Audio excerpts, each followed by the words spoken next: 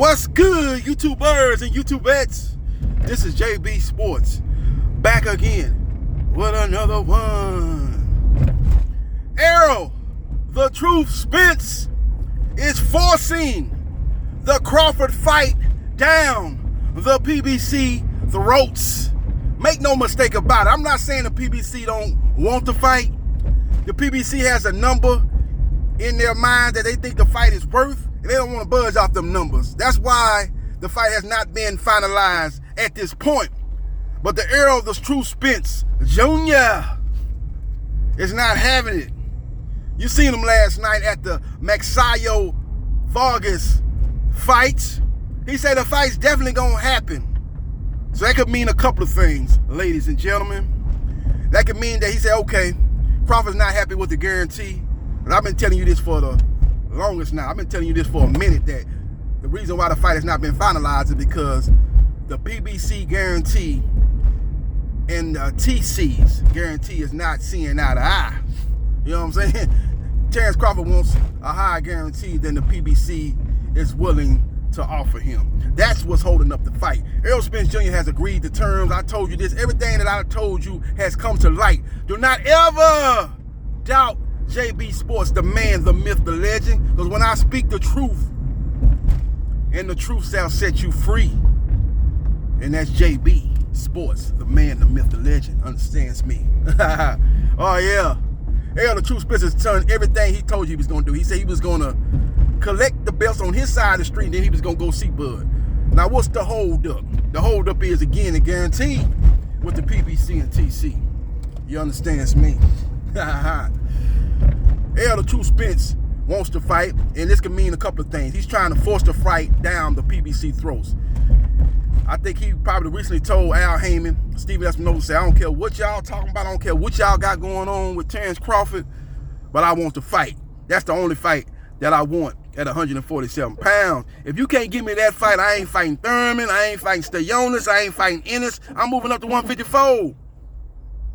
I done sacrificed my body long enough to make 147. There's only one fight out there for me, and that's TC. So we will see what happens, and we will see what transpires. All you Bud fanboys, they call them Errol sexuals. Errol sexuals got a point right now, because Errol is speaking it, believing it, and he's receiving it. He's trying to speak the fight into existence. You seen him at the Vargas Maxayo fight. He's a promoter of Frank Morton. Frank Morton is a good fighter, man. I like what I seen from him. They say they want to see him fight Rolly next. That'll be a good matchup. Will Rolly take the fight? We will see what happens. We will see what transpires. Sometimes when you get in a big fight like Rolly, you start acting brand new. Ah, man, I'm the A side, man.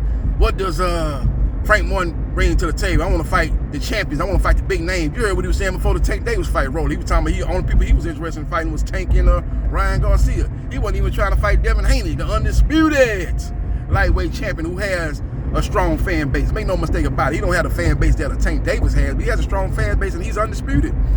One of the biggest names in the sport of boxing, Devin, the Dream Haney. He's not even trying to fight him. So you think he gonna not fight him and fight Frank Morton? Now, one thing we can say about Frank Morton is advised by Al Heyman. Frank Morton is with Errol Spence Jr. Promotions, so he's in the same. He's up under the same umbrella that Rolly Romero is up under. But I don't think Leonard Ellaby is going to be in any rush to make that fight happen. So we will see what happens. We will see what transpires. But back to Errol the Truth Spence and what he said last night. He wants to make this fight happen. And again, it can mean a couple of things. It can mean that he said, okay, what do you want? What kind of guarantee you want? Okay, take a little bit from my guarantee and give it to him so we can make the fight happen. I don't think the split is the problem. I think the split is 50-50. A lot of people been coming out here saying, well, Errol Spence Jr. budged on the split. He was going to give him 60-40, but he done went down to 55-45. No. That was never a problem. It's going to be a 50-50 split. The problem is the guarantee. Why in the hell would Spence give Ugas a 50-50 split and not give Crawford a 50-50 split, who is a bigger fighter, bigger name fighter, and accomplished more in the sport of boxing, and is a bigger name and brings more to the table than Yordenis Ugas, who was coming off a win over Manny Pacquiao. I give him that. That might probably been the best win of his career, probably better than any win that Crawford had. But again, you got to look at the resume. The resume that Ugas brought to the table in negotiations with Spence is not the resume that Crawford has brought to the table in negotiations with Spence. So he deserves 50-50 if Ugas got 50-50. With all that being said, Terrence Crawford, you got to make the fight happen, man. Because I think Spence is feeling some type of way. All these great fighters of yesteryear predicting Crawford gonna win the fight. They're basically saying that Crawford got more tools in the toolbox. And I think Spence want to prove everybody that, look, just because I'm not as flashy as Spence, no, my bad, just because I'm not as flashy as Crawford, I don't switch up from orthodox to southpaw. I stay in the southpaw stance, but I'm consistent. To me, he's the Tim Duncan of the boxing. He is very fundamentally sound. It's not flashy, but at the end of the day, Tim Duncan was one of the all-time greats, and he walked away with 5 NBA championships. And I think Errol Spence Jr. is in that same mode. And I believe if they do fight, I think Errol Spence Jr. will win the fight. If Crawford cannot take away his jab. If Crawford can't take away his jab, Crawford ain't beating Spence. The jab is the key to that whole fight. Everybody can break that fight down saying, oh man, Crawford got more tools in the toolbox. Crawford can go from southpaw to orthodox. Crawford got better footwork. Crawford got faster hands. Crawford do this, Crawford do that. It don't even matter. Everybody know the jab is the most important weapon in boxing. If he can't take away the jab, he ain't winning the fight. I'm gonna go back to a fight about 10, 15 years ago, a great matchup. Everybody was talking about this fight. This was Jermaine Taylor versus Bernard Hopkins. And I was talking to a guy before that fight, and I said, look, the only way Hopkins is going to win that fight, he's got to take away the jab of Jermaine Taylor. If he can't take away that jab of Jermaine Taylor, he ain't beating Jermaine Taylor. And he did not take away the jab in the first half of that fight. He took it away in the second half of the fight. He was a little bit cautious in the first half of the fight. He gave away too many rounds. He ended up losing the fight. And that could very well be the case with Crawford. Crawford could be like cautious in the first half of that fight, leery of that jab, and waiting for Spence to slow down. He may give away too many rounds. He may come on in the second half of that fight, but it might be too little too late.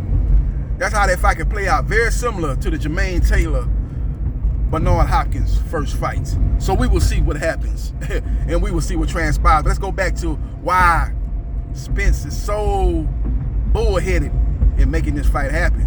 I think the PBC want to make the fight, but I think they got a certain number in their head, and they were not willing to budge off that number. So I think Spence is saying, okay, take something off my guarantee and give it to him. Whatever he's saying is his bare minimum guarantee, which shouldn't be that much difference than Spence guarantee. Take something off mine and give it to him, man. Let's make the fight happen. Yeah, no, let's make the fight happen. Now, a lot of people saying location could be another reason of the fight. Maybe Spence say, okay, I'll do him like I did Ugas. I gave Ugas 50-50, but Ugas had to fight me in Dallas. I give him some of my guarantee, which will up his guarantee and make him a little bit more acceptable to the guarantee, but he's got to fight me in Dallas. Now, Crawford say he ain't fighting him in Dallas. But again, Crawford and his people say they're going to stop him. So why you worried about where it's going to be in Dallas? You worried about it's going to be in Dallas because you worried about you're not going to get a fast shake in Dallas. You ain't got to worry about no fast shake. You say you're going to stop him. Bernie the Boxer say you gonna stop him. Y'all gonna stop him. Bernie the Boxer, your right-hand man, say we will fight Errol Spence Jr. on his phone. That's what he said. So what's the problem? So if this fight does not get done, I don't want to hear nothing about Errol Spence Jr. ducking. Errol Spence Jr. has done everything he said he was gonna do. He collected the belt, now he's trying to collect the last belt.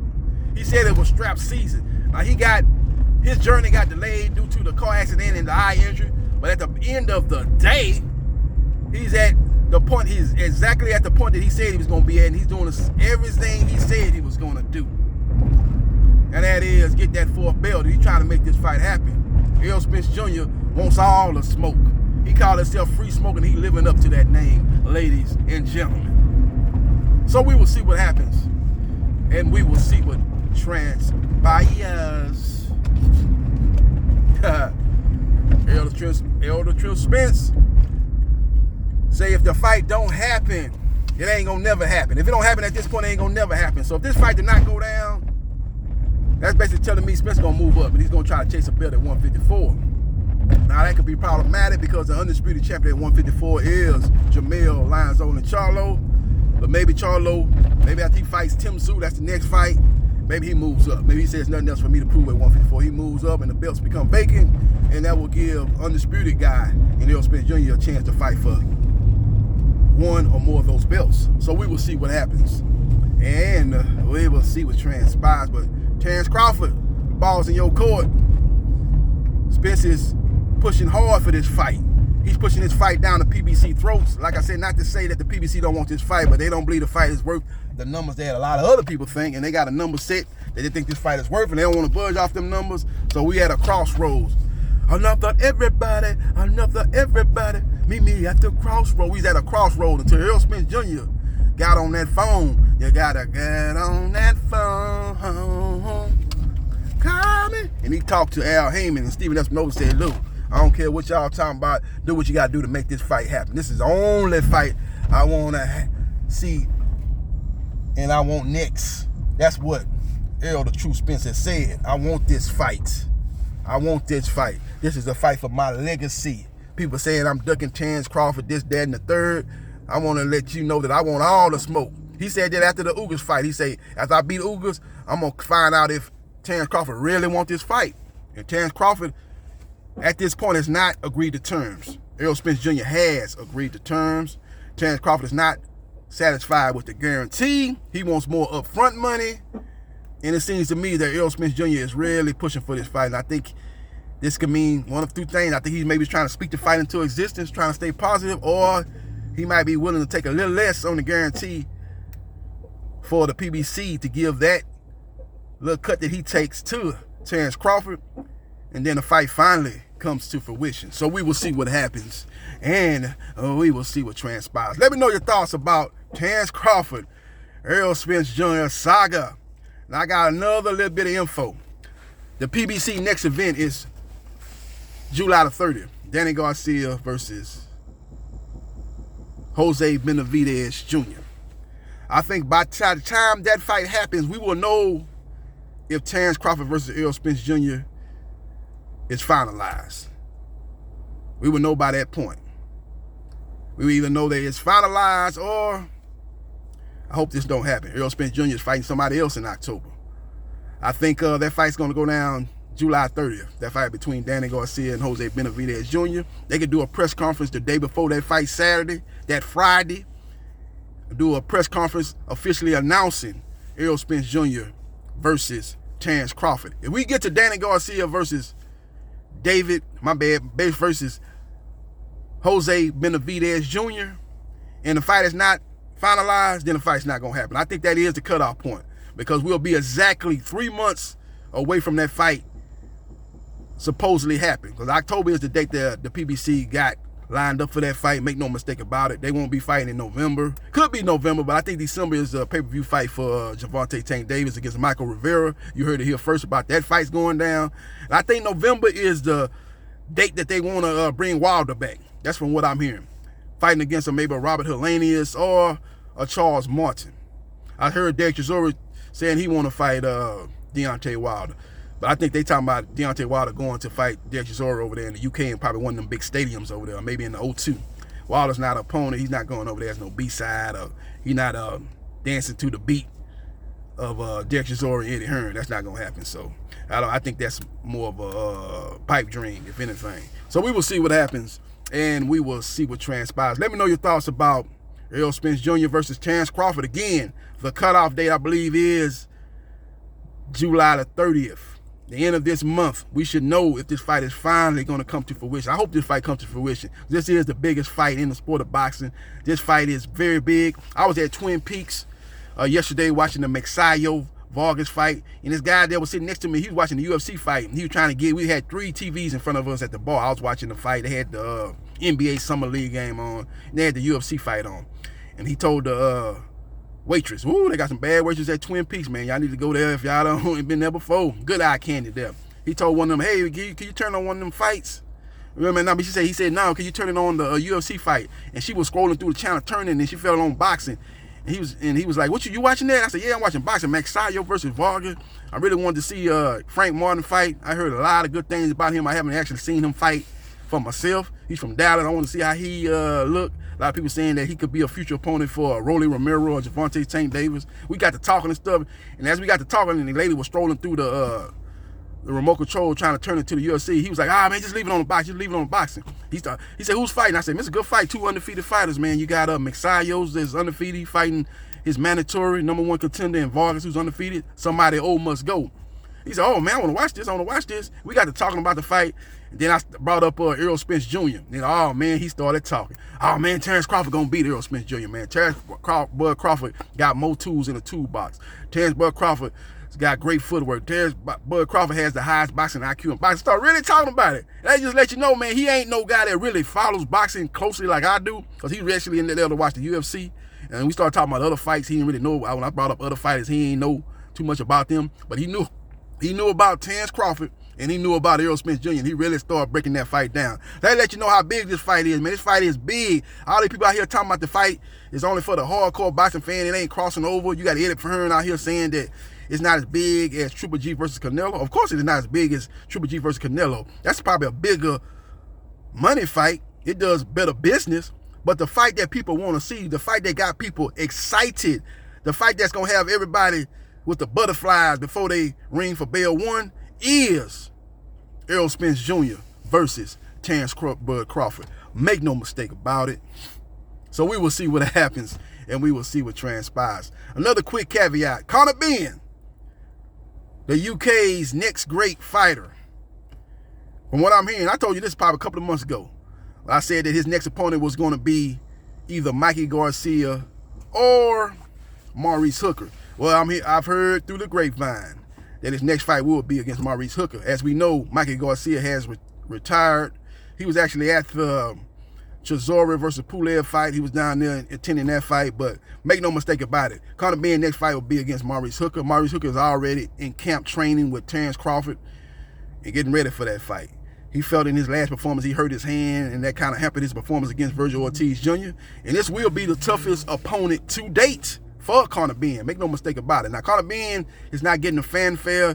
He's not getting the believability that Jerome Boots Ennis or Virgil Ortiz Jr. has received. But if he gets a win over Maurice Hooker, you can stack his resume right up there with Boots Ennis and Virgil Ortiz, right up there with him. You can't say their resume is any more better than Conor Benn's resume if he's able to defeat Maurice Hooker, who's a former world champion at 140 pounds. So we will see what happens, and we will see what transpires. Follow me on Facebook, Gerard.Briscoe.3551. Like, share, and subscribe to JB Sports, the man, the myth, the legend. And I holla.